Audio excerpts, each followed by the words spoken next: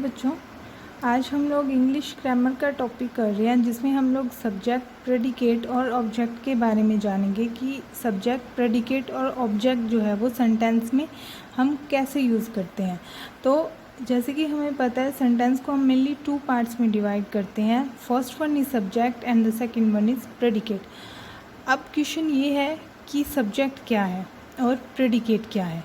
तो सब्जेक्ट वो है जिसके बारे में सेंटेंस में बात की जाती है या सेंटेंस जिसके बारे में हमें बताता है कि कौन और क्या, वो हमारा सब्जेक्ट है। यानी जो भी नाउन है वो जिनके बारे में सेंटेंस में बताया जा रहा है वो हमारा सब्जेक्ट है, और जो भी सेंटेंस का रेस्ट पार्ट बचता है वो सारा का सारा इंक्लूडेड वर्ब हमारा प्रेडिकेट है। जैसे यहाँ हम एक एग्जांपल ले रहे हैं, the boy eats an apple. तो दो बॉय है उसके बारे में सेंटेंस हमें बता रहा है, तो द बॉय हमारा सब्जेक्ट हो गया और जो रेस्ट पार्ट है वो सारा का सारा पार्ट हमारा प्रेडिकेट हो गया। सब्जेक्ट और प्रेडिकेट ये दोनों हो गए। अब बात उठती है कि अगर ये सब्जेक्ट है और बाकी रेस्ट पार्ट प्रेडिकेट है तो फिर ऑब्जेक्ट क्या है। ऑब्जेक्ट जो है वो सेंटेंस का ही एक पार्ट है, या हम कह सकते हैं एक प्रेडिकेट का ही पार्ट है, जिसमें नाउन या फिर प्रोनाउन जो है वो सेंटेंस के अंदर होते हैं, जिनके ऊपर ये जो सब्जेक्ट है वो जो भी एक्ट कर रहा है उसके ऊपर असर पड़ रहा है। ये हम कह सकते हैं कि सब्जेक्ट जो है वो हमारे सेंटेंस का एक्टर होता है और वो जिसके ऊपर एक्ट कर रहा है वो हमारा ऑब्जेक्ट होता है। तो यहाँ जो बॉय है वो एक्ट कर रहा है ईट का, खाने का, और उसका जो एक्ट है वो असर कर रहा है इस एप्पल के ऊपर, वो खा रहा है एप्पल को। तो जो एक्ट है वो कम्प्लीटली डिपेंड है इस एप्पल के ऊपर। तो ये जो एप्पल है ये हमारा ऑब्जेक्ट हो गया। तो द बॉय हमारा सब्जेक्ट हो गया, ईट्स एन एप्पल हमारा प्रेडिकेट हो गया, और एन एप्पल जो है वो हमारा ऑब्जेक्ट हो गया।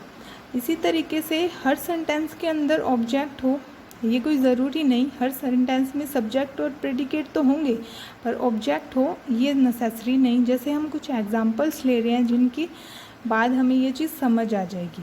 जैसे हमने यहाँ 3 एग्जांपल लिए हैं। He is, first one is he is laughing. तो ही जो है इसकी बात हो रही है हमारे सेंटेंस के अंदर, तो ही हमारा सब्जेक्ट हो गया, इज़ लाफिंग जो है हमारा प्रेडिकेट हो गया, यहाँ ऑब्जेक्ट नहीं है। नेक्स्ट वन सेंटेंस है शी इज़ स्लीपिंग, बात हो रही है शी की, तो शी जो है वो हमारा सब्जेक्ट हो गया और इज़ स्लीपिंग हमारा प्रेडिकेट हो गया। इसी तरीके से नेक्स्ट है दे आर रनिंग, वो भाग रहे हैं, तो दे हमारा सब्जेक्ट हो गया, आर रनिंग हमारा प्रेडिकेट हो गया। तो ये तीनों चीज़ें क्लियर हैं, सब्जेक्ट, प्रेडिकेट और ऑब्जेक्ट। मैं एक और बार रिपीट कर रही हूँ, सब्जेक्ट वो होता है जिसके बारे में सेंटेंस हमें बता रहा होता है। कोई पर्सन है, कोई एनिमल है, कोई थिंग है जिसकी बात सेंटेंस में की जा रही है, वो हमारा सब्जेक्ट है। वो सब्जेक्ट जो भी एक्ट कर रहा है वो हमारा प्रेडिकेट है, और उस एक्ट का जिस पे भी असर हो रहा है, जिस नाउन या प्रोनाउन पे, वो फिर हमारा ऑब्जेक्ट है। जैसे हमने कुछ एग्जाम्पल्स लिए हैं, he is writing a poem, ही उसकी बात हो रही है तो वो सब्जेक्ट हो गया, रेस्ट पार्ट हमारा प्रेडिकेट हो गया, और राइट करने का जो एक्ट है वो हो रहा है पोएम के ऊपर, तो पोएम हमारा ऑब्जेक्ट हो गया। जैसे हमने नेक्स्ट लिया है शी इज़ लाफिंग, तो शी हमारा सब्जेक्ट हो गया, इज़ लाफिंग हमारा प्रेडिकेट हो गया, और इसके अंदर इस एक्ट का किसी अनदर ऑब्जेक्ट पे असर नहीं पड़ रहा, तो इसके अंदर ऑब्जेक्ट नहीं है। Next one is they are playing football, तो दे हमारा सब्जेक्ट हो गया, आर प्लेइंग फुटबॉल हमारा प्रेडिकेट हो गया, और इस प्लेइंग एक्ट का जिसके ऊपर असर हो रहा है वो फुटबॉल है, तो फुटबॉल हमारा ऑब्जेक्ट हो गया।